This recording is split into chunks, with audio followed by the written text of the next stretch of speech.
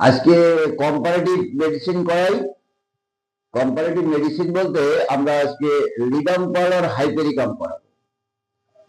Comparative করাবো এই কারণে এই ওষুধগুলি তোমাদের করানো হয়ে গেছে, আর এই ওষুধগুলি যত কম্পারেটিভ করানো যাবে তত তোমাদের মনের মধ্যে ওষুধের চিত্রটা গেঁথে যাবে।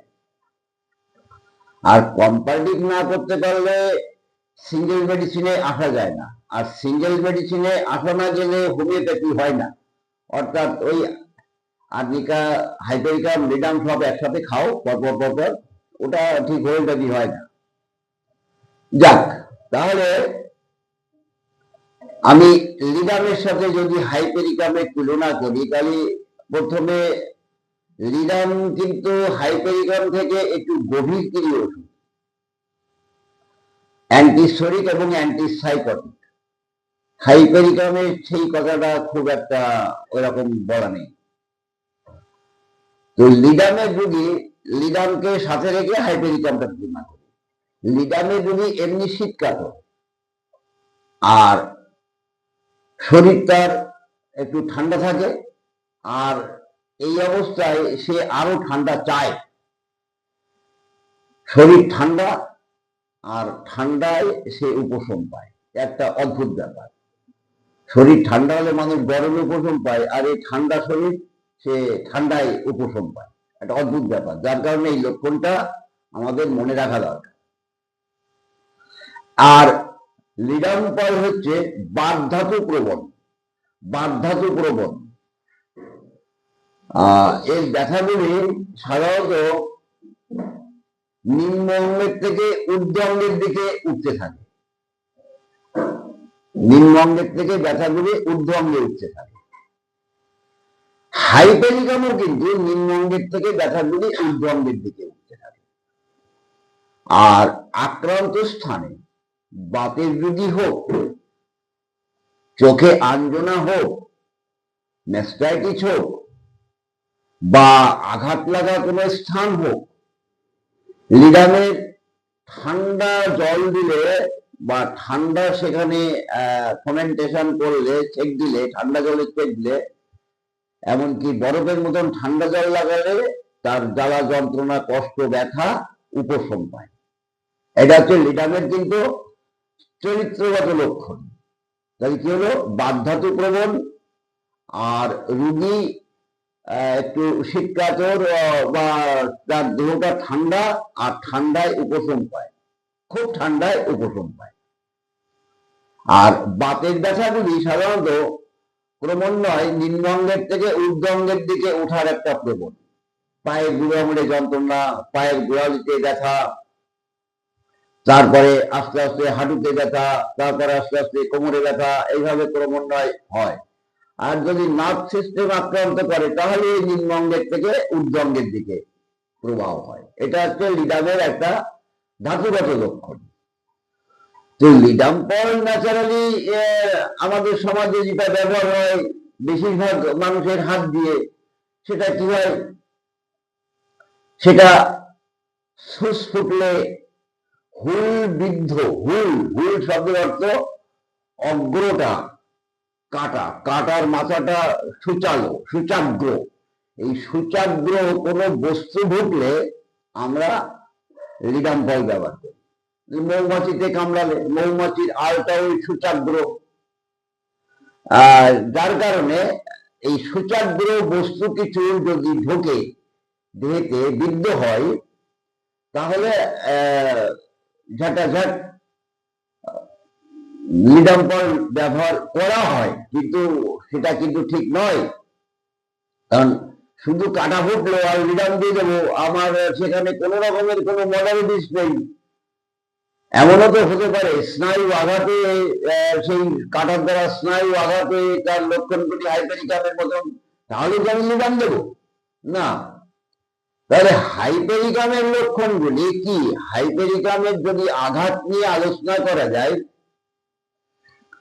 তাহলে বেশিরভাগই আঘাতের ক্ষেত্রে বা ধনুষ্টঙ্কারের পূর্ব অবস্থায়, ধনুষ্টঙ্কার অবস্থাতেও ব্যবহার করা হয়। কিন্তু ধনুষ্টঙ্কার যেটা টিটেনাস বলা হয়, তার টিটেনাস হয়ে গেলে বা ধনুষ্টঙ্কার হয়ে গেলে তখন আমাদের এত এই ধরনের রুগীগুলি আর থাকে না। সে কলকাতায় যে মরে যাবে সেই ভালো, কিন্তু আমাদের হাতে দাঁড়াবে না। তাহলে আমরা পূর্ববর্তী অবস্থাতে বেশ কিছু ট্রিটমেন্ট করতে পারি। তো আঘাত লাগলে দেখবা মানুষ কথায় কথায় আর্নিকা ব্যবহার করে। আমি আর্নিকা আলাদা করে বলবো, আর্নিকার সাথে রাস্টক বলবো, বেরিস্পিরিস বলবো, বা রুটা বলবো, ক্যালকেরিয়া কার্ব বলবো, অনেক মেডিসিন আছে আঘাত লাগলে ব্যবহার হয়। তাহলে আমরা হোমিওপ্যাথিতে পার্টিকুলার আঘাত লেগেছে বলে ওষুধ, এটা পেটের যন্ত্রণা করছে বলে এই ওষুধটা, এমন কোনো নিয়ম আমাদের কিন্তু নেই। তাহলে আমাদের নিয়ম কি? আমাদের নিয়ম হচ্ছে লক্ষণ কি, আঘাত লাগার পরে সেই লক্ষণটা কি। তবে হাইপেরিকামের আঘাতটা তোমরা খেয়াল করো, স্নায়ু কেন্দ্রে, স্নায়ু কেন্দ্র বলতে কোন জায়গাগুলি বোঝায়? সেটা হচ্ছে ভার্টেক্স মাথা, ভার্টিব্রা মেরুদণ্ড, কক্সি অর্থাৎ মলদ্বারের পাশে মেরুদণ্ডের শেষ অংশটা, পিকচঞ্চু অস্থি বলা হয়, পাম অ্যান্ড সোল হাতের তালু, আঙুল ঠাঙুল সমেত এখান থেকে হাতের তালু অঙ্গুলি, পায়ের তলা বা পায়ের অঙ্গুলি, এইগুলি হচ্ছে স্নায়ু কেন্দ্র। এই স্নায়ু কেন্দ্রে যদি চিপসে যায়, তাহলে লিডাম্পালে কি হলো? সূচাগ্র বস্তু ফুটলো। আর হাইপেরিকামে কি হলো? চিপটে গেল, হয়তো হাতুড়ির বাড়ি লাগলো, হয়তো দরজার পাশে বা জানলার পাশে আঙুলটা চিপসে গেল, বা কোনো একটা কিছু তুলতে গিয়ে তলে হাত পড়ে আঙুলটা চিপসে গেল, বা মাথায় লাগলো। এই মতো ক্ষেত্রে আমরা হাইপেরিকামের কথা চিন্তা করি। হাইপেরিকামের প্রবল যন্ত্রণা হয় স্নায়ু বরাবর। আবার লিডাম্পালেও কিন্তু যে আক্রান্ত স্থান থেকে স্নায়ু বরাবর যন্ত্রণা হয়, উপরের দিকে উঠতে থাকে। তাহলে লিডাম্পালে ঠান্ডা দিলে উপশম হয়, আর হাইপেরিকামে গরম দিলে উপশম হয়। আমাদের অনেক সময় সিঁড়ি দিয়ে উঠতে গেলে, রাস্তায় পড়ে গেলে, অনেক সময় এইরকম ভাবে আমাদের কক্সিতে অর্থাৎ পিকচঞ্চু অস্থিতে আঘাত লাগে। এই আঘাত যদি বহু পূর্বেরও হয়, তাহলে সেখানে আর্নিকা কিন্তু বৃথা হয়ে যায়, এবং সেখানে যদি ফুলে যায়, রক্ত সঞ্চয় মতন হয়, এবং সেখান থেকে যন্ত্রণাটা ক্রমান্বয়ে আস্তে আস্তে মেরুদণ্ড হয়ে অন্যান্য অঙ্গে প্রবাহিত হয়, বা পরবর্তীতে এ অঙ্গ, সে অঙ্গ, ও অঙ্গ এরকম আক্রান্ত হয়, এবং ওই আঘাতটা পিকচঞ্চু অস্থিতে, ওই আঘাতটা বহু পূর্বে হয়েছিল, এমন যদি হয়, তাহলে আমরা কিন্তু সেখানে উচ্চ শক্তির হাইপেরিকাম ব্যবহার করতে পারি। তবে লিডাম্পল যেটা, লিডাম্পল আঘাতের ক্ষেত্রে সূচাগ্র বস্তু দ্বারা আঘাত, অর্থাৎ বিদ্ধ হয়ে যাওয়া, আর অঙ্গটা শীতল হয়ে যাওয়া, আর সেই শীতল অঙ্গে আরো ঠান্ডা দিয়ে আরাম পাওয়া হতে পারে। থেতলে যাওয়ার পরে সেই অঙ্গটা শীতল হয়ে গেল, ঠান্ডা দিয়ে আরাম পায়। তাহলে কারণটা দেখা গেল হাইপেরিকামের মতন, আর লক্ষণটা দেখা গেল লিডামের মতন। তাহলে আমি কিন্তু লিডামই দেবো, আমি কিন্তু হাইপেরিকাম দেবো না। আমি দেখবো লক্ষণের দাস। তাহলে আঘাত লাগলে তো আর্নিকা হয়, তা আঘাত লাগলো যদি আর্নিকার লক্ষণ না হয়ে যদি রাষ্ট্রপক্ষের লক্ষণ হয়, যদি ব্যায়ামের লক্ষণ হয়, তোমরা অনেক ক্ষেত্রে দেখতে পাবা যে বক্ষস্থলে যদি কোনো সময় আঘাত লাগে, তাহলে অনেক সময় ব্যায়ামিয়া হয়ে যায়, নিঃশ্বাস নিলেই সুস্ফুটত ব্যথা, সামান্য মুভমেন্টে ব্যথা। কোমরে আঘাত লাগলে, আমি রাস্তা পড়ানোর সময় তোমাদের বলেছিলাম, ভারী দ্রব্য তুলতে গিয়ে কোমরে টান লাগা, এবং এই টান লাগলে বেশিরভাগ রাস্তার ব্যবহার হয়। কেন রাস্তার যেমন ব্যবহার হয়, মডালিটি যদি ভালো করে খেয়াল করা যায়, অনেক সময় দেখবা তোমরা ব্যায়ামিয়া হয়ে যাচ্ছে, তাহলে এগুটা হয়ে যাচ্ছে। তাহলে আমাদের খেয়াল করতে হবে লক্ষণ কি, এই লক্ষণ অনুসারে কিন্তু আমরা ব্যবহার করবো। তা এইবার লিডামের যে চিত্রটা, সেই চিত্রটা তোমাদের কিন্তু আমি খুব ভালো করে বুঝালাম। আক্রান্ত স্থান শীতল, আর শীতল জলে উপশম। বাতের যন্ত্রণা নিম্নাঙ্গ থেকে ক্রমান্বয়ে ঊর্ধ্বাঙ্গের দিকে যায়, আর প্রদাহ স্থান শীতল হয়, আর সেখানে ঠান্ডা দিলে আরাম পায়। আর রুগী সাধারণত একটু শীতকাতর, দেহ তার শীতল থাকে, আরো শীতল সে চাই। তোমরা ডাক্তার নীলমণি ঘটকের একটা কেস রেকর্ড আছে লিডামপলের মধ্যে, সেখানে দেখা যাচ্ছে ওই রকম গ্ল্যান্ড বৃদ্ধি হয়েছিল, তার কিছু কাটাও হয়েছিল এবং সেই গ্ল্যান্ডে প্রদাহ হতো,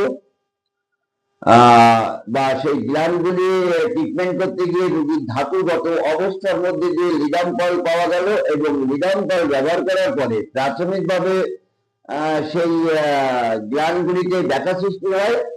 এটা হচ্ছে ওষুধের প্রতিক্রিয়া। ঘটক সাহেব পরিষ্কার ওখানে বলছেন যে ভয় পাওয়ার কিছু নেই, ওটা প্রতিক্রিয়া হয়েছে, কয়েকদিনের মধ্যেও ঠিক হয়ে যাবে। পরবর্তীতে হয়ে গেল তার সেই ক্লিয়ারিক্যাল যন্ত্রণা, সেই গ্ল্যান্ডের ব্যথা, সেই সমস্তগুলি আস্তে আস্তে আস্তে আস্তে আস্তে আস্তে ঠিক হয়ে গেল। তাহলে চিত্র বিচিত্র হয়ে যাওয়া, বেগুনি বর্ণের, পুরাতন কোনো ক্ষতের, শরীরের কোন স্নায়ু কেন্দ্রে বা স্নায়ুতে কিছু বিদ্ধ হওয়ার ফলে বা আঘাতের ফলে তরুণ বা পুরাতন ক্ষত, ওই ক্ষতের অংশে অংশে চর্ম অনেক সময় বেগুনি বর্ণ চিত্র বিচিত্র হয়ে যায়। এটাও কিন্তু কথা না, ওই ঠান্ডা দিলে প্রথম আর্নিকায় কালচে হয়, বেগুনি বর্ণ হয়, কিন্তু ঠান্ডাই প্রথম হয় না, ঠান্ডাই প্রথম। একটা খুব মনে রাখার পক্ষে খুব সুন্দর মেডিসিন। তাহলে পেরেক ফুটুক, সুস ফুটুক, দেখা গেল কিছু সেলাই করতে গিয়ে সুস ঢুকে গেল, কোনো পতঙ্গতে কামড়ালো, পেরেক ফুটে গেল, বা এইরকম ধরনের সূচাগ্র বস্তু দ্বারা আঘাতপ্রাপ্ত হওয়ার পরে আক্রান্ত অঙ্গটা যদি শীতল হয় আর যদি ঠান্ডার যে উপশম হয়, তারই একমাত্র লিডামপলই মেডিসিন। তবে একটা কথা আছে, কথা হচ্ছে কি, এই প্রতিক্রিয়ার কোনো সুস ফুটে গেল, সেখানে আমার জীবন শক্তি প্রতিক্রিয়া করবে, তারপরে ওই জায়গায় ঠান্ডার যে উপশম হবে, সেই লক্ষণটা পেতে পেতে অনেক সময় 24 ঘন্টা 48 ঘন্টা পার হয়ে যায়। কিন্তু দেখা গেল যে এক্ষুনি রুগীটা যদি আসে, ডাক্তারবাবু আমার দেখেন এখানে একটা সুস ঢুকে, তাহলে আমি কি করব? তাহলে কিন্তু তাৎক্ষণিক ওই লিডামপলই দিতে হয়। এবার দেখা যায় ওই অবস্থায় লিডামপল দিলে অনেক ক্ষেত্রে ওই প্রতিক্রিয়ার জাগরণ হয় না, রুগীর ক্ষতি আর হয় না, ওই রকম ধরনের ঠান্ডা দিলে আরাম হয়, যন্ত্রণা হয়, ওই রকম অবস্থা আর আসে না, প্রথমে ঠিক হয়ে যায়। এই যে কথাগুলি, এই কথাগুলি কিন্তু সব থেকে বড় কথা।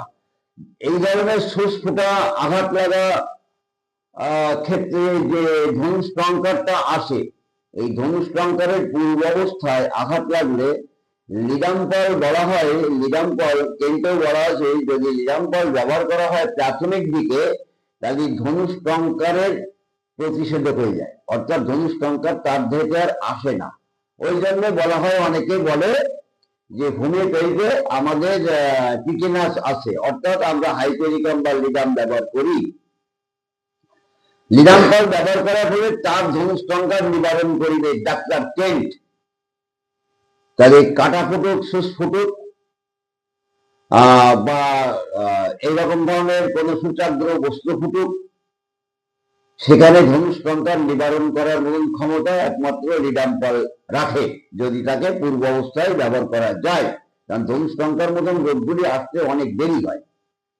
তাহলে হাইপেরিকাম, হাইপেরিকামে আমি কিন্তু বললাম স্নায়ু কেন্দ্রে আঘাত, আর আক্রান্ত স্থান থেকে যন্ত্রণা ঊর্ধ্ব দিকে চলে যাবে, আর গরমে উপশম হয়, একটু তাপে উপশম হয়। এটা কিন্তু স্নায়ু কেন্দ্র বা স্নায়ুতে আঘাত লাগা।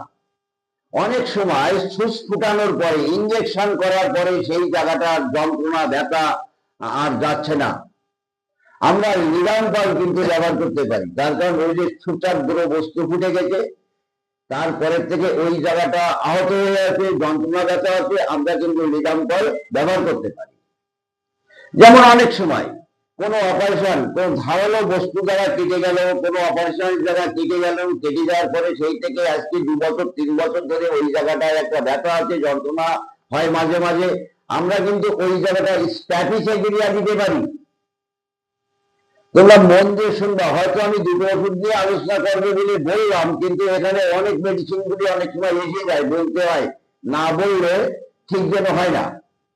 তাহলে যথেষ্ট রকমের তোমাদের হলো, এই পর্যন্ত